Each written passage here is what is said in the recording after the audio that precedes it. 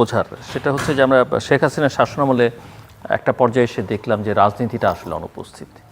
এমনকি দল হিসেবে আওয়ামী লীগও আসলে খুব একটা ক্রিয়া করতেন, কোনো নির্দেশ চালিয়েছেন প্রশাসন, সেনাবাহিনী, পুলিশ, এগুলো দিয়ে। আজকেও যে চ্যালেঞ্জ এই সরকারের সামনে, যে সে তার রাজনীতিটাকে কতখানি ধরে রাখতে পারবে, রাজনৈতিক সংকটকে সে রাজনৈতিক মানে উন্নয়ন অগ্রগতি দিয়ে রাজনৈতিক সমস্যার সমাধান কিন্তু হয় না। আমি যেটুকু বুঝি রাজনীতির ছাত্র হিসেবে, সেটা রাজনীতি দিয়েই করতে হবে। এক্ষেত্রে যে রাজনীতির কথা, যে অপোজিশনের কথা সংসদে মিস্টার তালুকদার উল্লেখ করলেন, জামায়াতের রাজনীতি, জামায়াত এনসিপি তাদের মিত্রদের রাজনীতি, অন্যদিকে আওয়ামী লীগ রাজনীতির রিংয়ের বাইরে কিন্তু তার একটা বড় সমর্থক গোষ্ঠী এখনও দেশের ভেতরে আছে। তারা কোনো না কোনোভাবে চেষ্টা করবে, হয় তারা আওয়ামী লীগ নামে, না হয় অন্য নামে, না হয় গুপ্ত সুপ্ত হয়ে কোথাও না কোথাও জায়গা করে নেবার চেষ্টা করবে। আপনি তাকে নিষিদ্ধ করে চাপিয়ে দিতে আসলে রাজনীতি আদর্শ বন্ধ করা যায় না। তো এই চ্যালেঞ্জ আসলে বিএনপি এবং তার মিত্র আপনারা কিভাবে মোকাবেলা করবেন, সেই রাজনীতি, সেই সংগঠন, সেটা নিয়ে আমি আপনাদের ভাবনাটা একটু শুনতে চাই। আপনাকে ধন্যবাদ। আপনি খুবই গুরুত্বপূর্ণ প্রশ্ন আপনি করেছেন। এটা প্রথমত আমি মনে করি, যেটা আপনি এক পর্যায়ে শুরুতে বললেন, যে হাসিনা সরকারের পতনের বড় কারণটা তার যদি কেবল মানে প্রচলিত অর্থে উন্নয়ন যদি প্রশ্নটা উঠত, তাহলে হয়তো হাসিনাকে এরকম একটা ট্র্যাজিকভাবে তাকে বিদায় নিতে হতো না। তিনি ফেল করেছেন রাজনীতিতে। তিনি রাজনৈতিকভাবে মানুষকে যে হিউমিলিয়েট করা, অপমান করা, বিশেষ করে মানুষের ভোটের অধিকার কেড়ে নিয়ে গণতান্ত্রিক অধিকারটা রুদ্ধ করে, যেটাকে আমরা রাজনীতির ভাষায় একটা কর্তৃত্ববাদী ফ্যাসিবাদী শাসন চালাতে, যে ক্ষমতাকে যখন মনে করলেন একটা পারিবারিক সম্পত্তির মতন, একটা জমিদারি চালানোর মতন ব্যবস্থা, বাংলাদেশের মানুষ সেটাকে গ্রহণ করেনি। তাহলে তার পাল্টা এখন বিএনপি 12 তারিখের 12 ফেব্রুয়ারি নির্বাচনে বিপুল সংখ্যাগরিষ্ঠতা নিয়ে মানুষের যে পপুলার ম্যান্ডেট বিএনপির প্রতি বা বিএনপির মিত্রদের প্রতি, 17 তারিখে বিএনপি সরকার গঠন করলেন, ফেব্রুয়ারির 16 তারিখে 6 মাস যাবে। আমি এটা নিয়ে কিছুটা উদ্বিগ্ন, যদি খুব খোলামেলা বলি। যারা এই অনুষ্ঠান যারা দেখছেন তৃতীয় মাত্রার, আমি ইতিমধ্যে 20 তারিখে মাননীয় প্রধানমন্ত্রী যুগপথের 42টা রাজনৈতিক দলকে যমুনাতে তিনি শুভেচ্ছা বিনিময়ের জন্য আমাদেরকে দাওয়াত দিয়েছিলেন। আমাদের আরও 4-5 জন বন্ধুরা কিছু কিছু টুকটাক কথা বলেছেন। আমি অনেকগুলো প্রশ্নে, আমি প্রায় 8-9 মিনিট, আমি প্রায় 8-9টা প্রশ্নে আমি আসলে কথা বলেছি। তার মধ্যে এটা একটা গুরুত্বপূর্ণ কথা আমি বলেছি, যে সরকারের বেশ কিছু সামাজিক সূচকে, অর্থনৈতিক সূচকে সরকারের বেশ কিছু উদ্যোগ, যেগুলো সরকারের নির্বাচন ইশতেহারে ছিল বা তার কমিটমেন্টের মধ্যে ছিল, তারা নিয়েছেন। প্রধানমন্ত্রী তার যে চলাফেরা, তার যে বডি ল্যাঙ্গুয়েজ, খুব সহজ সরল একটা জীবনযাপনের চেষ্টা, প্রোটোকল কমিয়ে আনা, মন্ত্রীদের প্রোটোকল কমিয়ে আনা, সরকারের যথাসম্ভব সরকার পরিচালনার ব্যয়টাকে সীমিত করা, সংকুচিত করা, এগুলোর ব্যাপক একটা অ্যাপ্রিসিয়েশন আছে, কোনো সন্দেহ নেই। এবং প্রধানমন্ত্রী নতুন একটা রাজনৈতিক সংস্কৃতি তিনি তৈরি করবার একটা চেষ্টা আমরা দেখছি। কিন্তু আমি মনে করছি বিএনপি কিছুটা রাজনৈতিক দিক থেকে পিছিয়ে পড়ছে কিনা, এটা নিয়ে আমি 20 তারিখে যমুনার মিটিংয়ে আমি আমার উদ্বেগ জানিয়েছি এবং বলেছি যে বিএনপির বিরুদ্ধে যে সমস্ত প্রচারণা বা অপপ্রচার যেগুলো চলছে, বিএনপি জুলাই সনদ মানে না, বিএনপি অভ্যুত্থানের আকাঙ্ক্ষা তার বিপরীতে যাচ্ছে, বিএনপি তার কমিটমেন্ট থেকে বিএনপি সরে আসছে, আমি বলেছি এর মধ্যে বিএনপি এগুলোকে যথাযোগ্যভাবে ঠিক রাজনৈতিক দিক থেকে এগুলোকে ঠিক মোকাবেলা করতে পারছে না। এবং কারণ যারা এটা প্রচার করছেন তখন তাদের অনেকের রাজনৈতিকভাবে জন্মই হয়নি। 5ই আগস্টের আগে তো এদের পলিটিক্যাল তাদের জন্মই হয়নি। আর যারা জন্ম ছিল, যে বললেন মাসুদ ভাই, গুপ্ত বা সুপ্ত হিসাবে যারা কাজ করেছেন, তারা তো এগুলো নিয়ে কথা বলেনি। আমরা কথা বলেছি। বিএনপির 27 দফা, আমাদের ছিল 14 দফা গণতন্ত্র মঞ্চের, মিলিয়ে সেটাকে 31। আমরা পরে এটা আলাপ আলোচনায় 31 দফা, যার সাথে আমাদের অনেক বন্ধুরাও রাজপথে যারা যুগপথে ছিলেন তারা আমাদের সাথে যুক্ত হয়েছেন। 31 দফা আমরা বলেছি, বাংলাদেশকে যদি ভবিষ্যতে যদি এগিয়ে নিয়ে যেতে হয় রাজনৈতিকভাবে, তাহলে আমাদের এই আমাদের সংবিধান, রাষ্ট্র, গোটা রাষ্ট্র ব্যবস্থা তার একটা ডেমোক্রেটিক ট্রানজিশন লাগবে। সেই ট্রানজিশন করতে যে একটা ইম্পর্ট্যান্ট রিফর্ম লাগবে। তখন আমরা ফলে অন্যদের স্বপ্ন কল্পনার বাইরে যে যারা তখন এটা চিন্তাও করেননি, তখন আমরা বলেছি পুরনো জমানায় আমরা আর ফিরব না। এবং কোনো ব্যক্তি ক্ষমতাকে কেউ যেন জমিদারি মনে করতে না পারে, কেউ যেন ব্যক্তিগত একটা তহসিলদারির মতন করে ব্যবহার করতে না পারে। এবং নির্বাহী বিভাগের সাথে সংস্কারের মূল কথাটা কি? নির্বাহী বিভাগের সাথে আইন প্রণয়নী বিভাগ, পার্লামেন্ট, জুডিশিয়ারির একটা লজিক্যাল রেশনাল ভারসাম্য থাকবে। সেটা আমরা চেষ্টা করেছি খানিকটা এনশিওর করবার জন্য।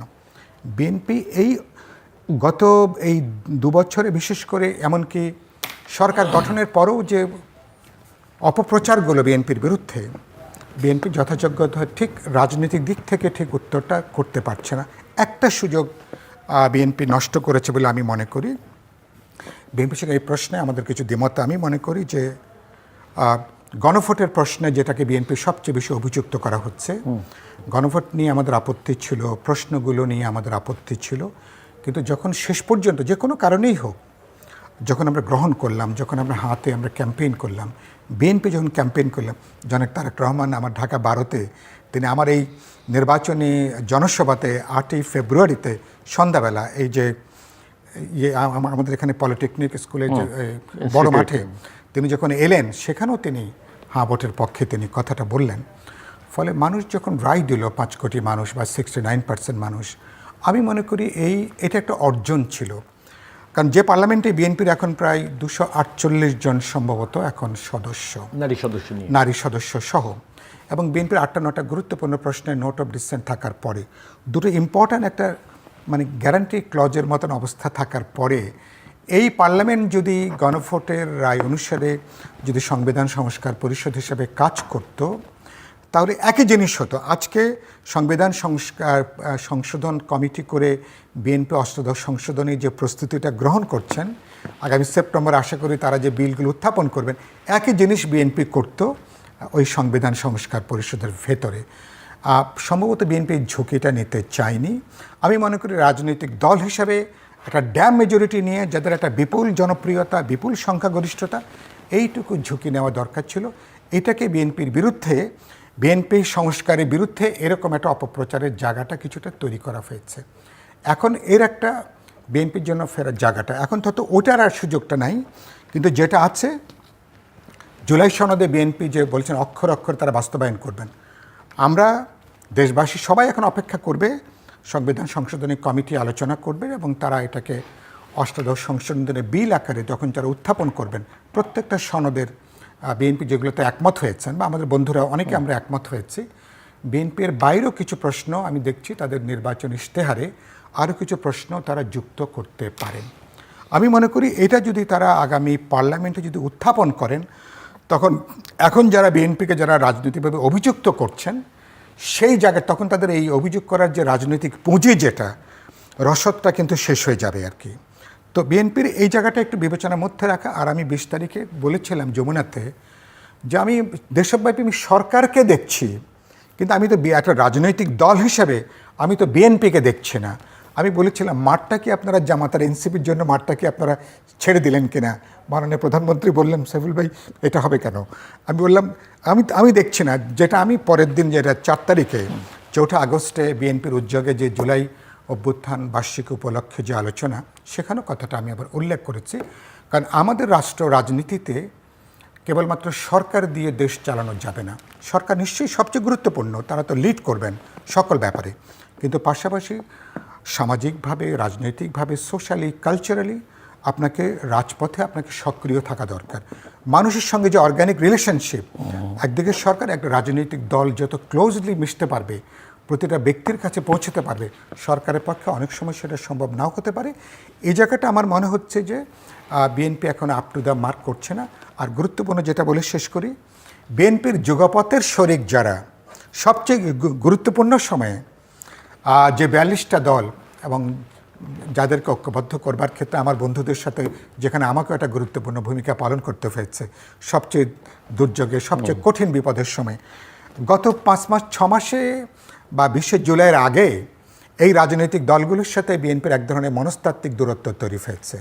এবং আজকে আমাকে গত দুদিন ধরে জিজ্ঞেস করছে, আমি বললাম যে এই দূরত্বটা 20শে জুলাইয়ের ওই বৈঠকের মধ্য দিয়ে হয়তো প্রধানমন্ত্রী চেষ্টা করেছেন একটা কাটিয়ে ওঠার জন্য। তিনি অনেকগুলো কথা তিনি বলেছেন, খুব ইতিবাচক কথা বলেছেন। এমনকি এই যে রাষ্ট্রপতি নির্বাচন, আমাকে গত দুদিন ধরে কথা বলছেন যে রাষ্ট্রপতি নির্বাচনের ব্যাপারে বিএনপি আপনাদের সাথে কোনো আলাপ আলোচনা করলেন কিনা। আমি বললাম হঠাৎ করে এই প্রশ্ন করছেন কেন। আমি বললাম যে এটা তো ভোট দেবেন তো পার্লামেন্ট মেম্বাররা। আমাদের বিপ্লবী ওয়ার্কার্স পার্টি দুর্ভাগ্যজনকভাবে আমি নিজে জিততে পারিনি, বা আমার দলের এই মুহূর্তে কোনো সংসদ সদস্য নাই, বা অধিকাংশ যুগপথের শরিকদের কোনো মেম্বার নাই। কিন্তু যে প্রশ্নটা যেটা বললেন, কিন্তু আপনাদের সঙ্গে বসবে, কথা বলবে। তো আপনি যদি যদি লম্বা পথ যেতে চান, তো এই যে ধরেন 42টা দলের সাথে এটা নিয়ে বিএনপি যদি বসতো, কত যে আমরা এরকম বিবেচনা করছি, চিন্তা করছি, আপনাদের মতামত কি, পরামর্শ কি, বিবেচনা কি, এটা হলো রাজনৈতিক সংস্কৃতি। অন্যদেরকে আস্থার মধ্যে নেওয়া, বোঝাপড়ার মধ্যে নেওয়া, একসঙ্গে চলার জায়গাটা। বিএনপির এই প্রজ্ঞার কিছুটা ঘাটতি আছে, দূরদর্শিতার ঘাটতি আছে, এটা আমার বলতে দ্বিধা নেই। বিএনপিকে আমার দাদাজন ওই দিন আমি কথাটা বলেছি ওই তারেক রহমান সাহেবকে, অল্প পথ যেতে গেলে বন্ধু না হলেও চলে। যদি দূর দেশের সফরে যেতে চাও, সাথে বন্ধু নাও, সাথে আপনার বন্ধু লাগবে। তো বিএনপি এই রাজনৈতিক ক্ষেত্রে আমি মনে করি যথেষ্ট প্রজ্ঞা, দূরদর্শিতার পরিচয় দিতে পারছে না। আমি আশা করি সামনে অনেক বড়গুলো চ্যালেঞ্জ, অনেক বড় বড় চ্যালেঞ্জ আছে। পার্লামেন্টের ভেতরে যেমন বিএনপিকে এক ধরনের ঐক্য গড়ে তুলতে হবে, পার্লামেন্টের বাইরে কেবল রাজনৈতিক দল না, রাজনৈতিক দল, সামাজিক সংগঠন, নাগরিক সংগঠন, সবাইকে, মানুষকে আস্থার মধ্যে নিয়ে আপনাকে এই পথে হাঁটতে